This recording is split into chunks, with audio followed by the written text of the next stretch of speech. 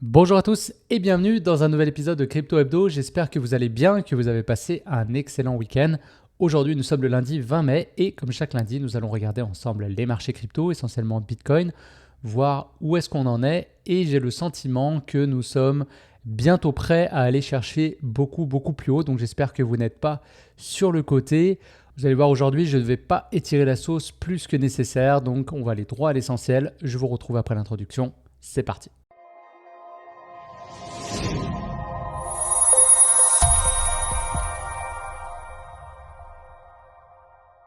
Donc on se retrouve sur le graphique du Bitcoin contre le dollar américain en weekly comme d'habitude et on voit que c'est une excellente semaine qui se termine.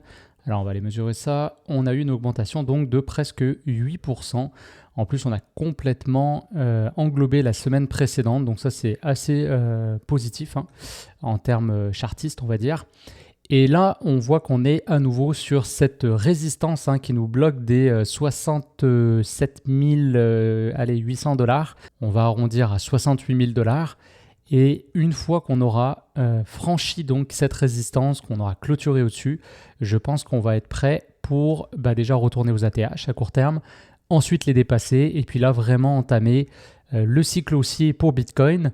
Suivra donc Ethereum et les altcoins. Pour l'instant, on n'est pas rendu là parce que si on va voir le total market cap 2, celui qui exclut donc Bitcoin, on voit que pour l'instant, on n'est toujours pas sur des plus hauts historiques sur les ATH. On en est encore assez loin.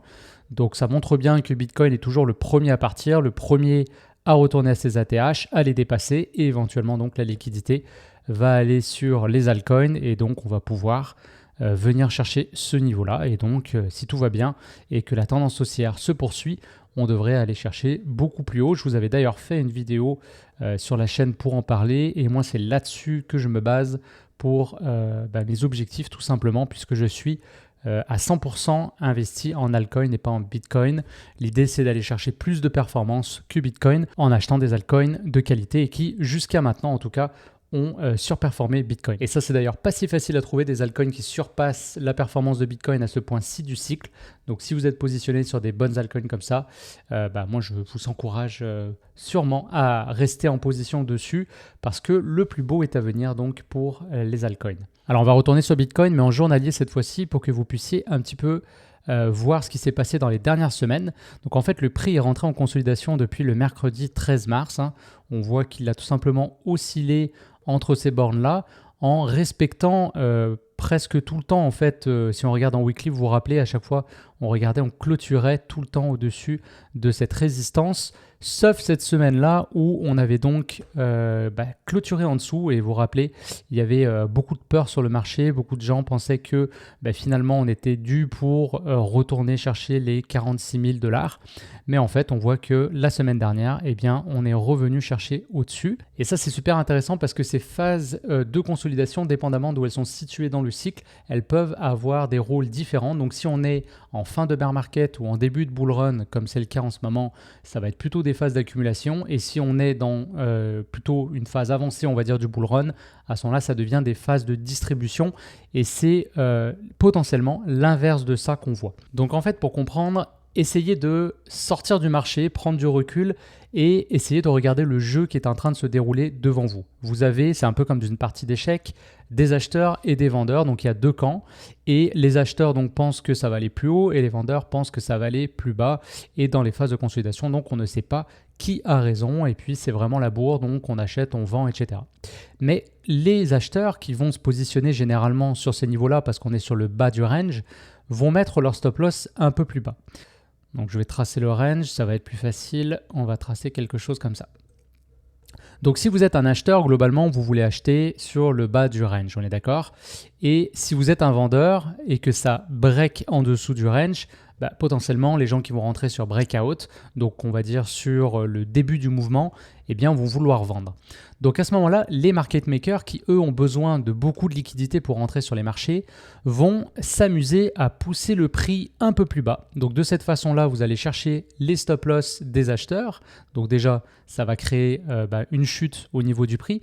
Et en plus, vous avez des vendeurs qui vont rentrer en position. Donc à ce moment-là, eh bien, vous avez énormément de liquidités pour entrer sur le marché. Et c'est exactement ce qui s'est passé ici le vendredi 3 mai. On a eu cette belle bougie de réintégration de range et ça, c'est très positif. Donc c'est sûr que suite à ça, moi j'avais plutôt tendance à penser qu'on allait réintégrer donc le range, retourner vers le haut du range et donc même le dépasser. Je vous rappelle que le haut du range, c'est notre fameuse ATH. Donc ensuite, dans les jours qui ont suivi, on est venu retester le bas du range pour une dernière fois et là, on est rendu à peu près à la moitié du range. Donc on va voir ce qui va se passer. Comme je vous disais, on est quand même sur une résistance importante. Il n'est pas exclu qu'on redescende un petit peu pour à nouveau aller chercher un petit peu de liquidité ici, mais il se peut aussi très bien qu'on parte directement pour surprendre tout le monde, aller chercher le haut du range et donc casser directement. Alors après, vous avez compris l'idée, c'est-à-dire qu'on pourrait très bien avoir aussi un piège haussier, donc ce qu'on appelle un bull trap, c'est-à-dire à nouveau on monte, là c'est les vendeurs qui se font sortir au niveau de leur stop loss, les acheteurs qui rentrent en position, et puis si finalement les market makers considèrent qu'on n'a pas consolidé assez longtemps, ils peuvent très bien vendre leur position et on va réintégrer le range encore pour quelques jours / plusieurs semaines. Donc voilà un petit peu le jeu qui se déroule devant nous. Donc l'idée, c'est pas de se faire piéger sur vos stop loss. C'est pour ça que moi je le dis tout le temps, en crypto-monnaie, on a assez de volatilité pour tout simplement chiller en position spot. C'est-à-dire que sur ces mouvements-là, vous voyez effectivement votre PNL qui va monter, qui va descendre, mais vous ne pouvez pas vous faire sortir de position. Et ça, c'est la situation la plus confortable parce que vous avez juste à regarder ce qui se passe devant vous. Vous restez assis sur vos positions et éventuellement, vous pouvez même renforcer quand vous voyez comme ça qu'il y a eu des pièges et qu'à nouveau on réintègre, ça peut être un bon moment pour re-rentrer sur le marché ou renforcer sa position. Voilà. Après, autre indicateur que j'aime bien utiliser, c'est le MACD. J'en ai parlé dans la vidéo la semaine dernière. Et il y a un signal qui marche généralement très bien quand on est dans une tendance haussière. Alors attention, c'est la première condition. Donc là, c'est le cas. On est au-dessus du super trend mensuel et weekly. Donc il y a juste le journalier là qu'on va venir éventuellement récupérer. Donc en tendance haussière. Et on a un cross du MACD en dessous du niveau 0. Donc ça nous dit que le prix est potentiellement assez descendu et que c'est la fin de cette correction puisqu'on voit que l'indicateur a croisé. Alors pour rappel, la droite bleue, c'est une moyenne mobile de temporalité plus courte que la moyenne mobile orange. Donc ce croisement-là, il nous indique à court terme en tout cas qu'on a possiblement fini cette correction et qu'on est prêt à aller chercher plus haut. Le deuxième signal qui va souvent servir plutôt de confirmation sur le MACD, c'est quand les deux droites vont repasser donc au-dessus du niveau 0. Rappelez-vous qu'au-dessus du niveau 0, on est plutôt dans une tendance haussière, en dessous dans une tendance baissière. Mais encore une fois, vu que là, on était déjà dans une tendance haussière, on va dire plus long terme, dès qu'on passe en dessous du niveau 0 et qu'on a des croisements comme ça, c'est plutôt donc des pullbacks, donc des points d'entrée très intéressants qui vous offrent le meilleur risque-reward. Mais dès qu'on va donc repartir au-dessus de la ligne 0, ça voudra tout simplement dire qu'on va se réengager dans notre tendance haussière et qu'on sera donc prêt à aller chercher beaucoup plus haut. Voilà, donc affaire à suivre.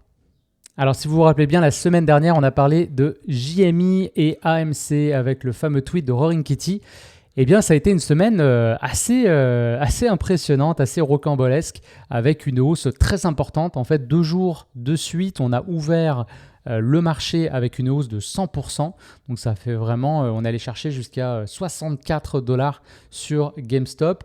Sur AMC, on a eu une montée aussi qui était très impressionnante. C'est comme s'il avait un peu rattrapé son retard. On est monté jusqu'à $11 quand même. Par contre, après, il est redescendu beaucoup plus vite AMC. JMI, lui, a essayé de se battre un peu. Mais en tout cas, pour l'instant, on est plutôt sur une grosse correction.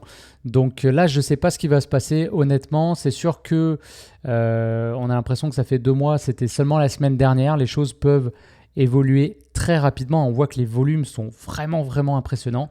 Il n'est pas du tout exclu qu'on reparte chercher beaucoup plus haut. En fait, si vous vous rappelez bien, je vous avais dit aller sur une dinguerie. Mettons que GameStop retournerait à ses ATH. En étant monté à $64, on était à un seulement x2 de l'ATH, et ça en seulement 2-3 jours. Donc c'est vraiment impressionnant ce qui s'est passé. On voit le pic de volume qui est complètement dingue. Donc depuis, Roaring Kitty a continué de tweeter régulièrement, donc simplement des vidéos. Je crois qu'il n'a même pas vraiment mentionné l'action en tant que telle, si peut-être dans une vidéo. Mais bon, on sait très bien de quoi il parle. D'ailleurs, je crois qu'il commence déjà à y avoir un petit peu des procès qui sont en train de se mettre en place. On l'accuse donc d'avoir manipulé le prix. Et d'un autre côté, on a eu la même chose qui s'était passée la dernière fois pendant la pandémie et qui est très bien expliquée dans le film que je vous avais mentionné la semaine dernière, c'est-à-dire Dumb Money. Eh bien, c'est que les plateformes, alors je ne sais pas si c'était Robinhood cette fois-ci ou une autre, mais j'ai vu passer ça sur X, qu'on avait donc les ordres d'achat qui étaient coupés tout simplement parce qu'il y avait beaucoup trop de volatilité, beaucoup trop de volume, donc ils empêchaient d'acheter l'action. Il y avait seulement la possibilité de le vendre, donc clairement c'est de la grosse manipulation là aussi. Donc voilà, on est vraiment dans un truc très particulier, très très particulier. Alors moi j'ai joué ce mouvement-là, pas sur GameStop, ça comme je vous avais dit. Moi je suis vraiment en ce moment axé sur la crypto. Par contre, j'ai joué PP et je suis assez content de moi. J'ai eu un très bon timing puisque dans le fond, je m'étais dit ça va forcément influencer positivement les meme coins. Donc PP qui graphiquement a été très joli, on avait une belle consolidation. Je suis rentré, d'ailleurs tout est documenté dans le groupe Telegram, le lien est en description. On a eu une belle hausse donc de 31%, pas du tout 40, 31%. Mais ce qui est intéressant, c'est que pendant cette hausse-là, le reste du marché baissait, et notamment Render qui a pas mal corrigé. Donc c'était super intéressant. Et quand j'ai vu en 1 heure qu'on avait un ralentissement, alors là on rentre vraiment dans le trading, hein. C'est rare que je vous montre le graphique en 1 heure, mais c'est vraiment pour vous montrer un petit peu la réflexion que j'ai eue. Et donc tout ça encore une fois est tracé sur le groupe Telegram. J'ai indiqué à chaque fois que je changeais de position. On voit ici qu'on a des plus hauts de plus en plus haut, mais on voit que le MACD, lui, est en train de descendre. Donc ça, c'est ce qu'on appelle une divergence. On voit que ça monte ici et que ça baisse ici. Et donc ça signale que tout simplement, le cours est en train de faiblir, en tout cas dans son mouvement, et on pourrait possiblement avoir une correction. Donc en identifiant ça et en voyant que GameStop, le 3e jour, n'était pas prêt à ouvrir en vert, mais plutôt en rouge, j'ai décidé de vendre mes positions. Donc je suis vraiment sorti presque sur le top et je suis rentré sur R-Wave et j'ai bien fait, je pense, puisque PP n'a fait que redescendre depuis, donc j'aurais perdu toute cette belle hausse-là.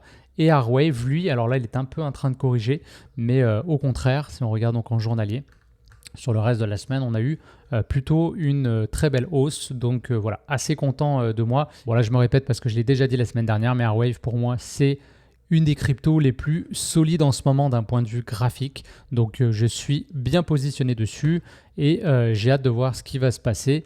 J'aimerais bien qu'on retourne au moins à l'ATH, ça nous donnerait déjà une très belle performance. Et puis je pense qu'on pourrait même aller chercher un peu plus haut. Et voilà, je vous avais promis une vidéo courte et efficace. J'espère que c'est ce que je vous ai donné. Si le contenu du jour vous a plu, je vous laisse mettre un like sous la vidéo. N'hésitez pas à me laisser vos commentaires. Je vous rappelle également que tous les liens sont en description pour rejoindre le Discord, le Telegram, me suivre sur X si vous voulez avoir un peu plus d'informations sur tout ce qui se passe durant la semaine. Je vous souhaite une excellente semaine et je vous retrouve lundi prochain. Ciao tout le monde!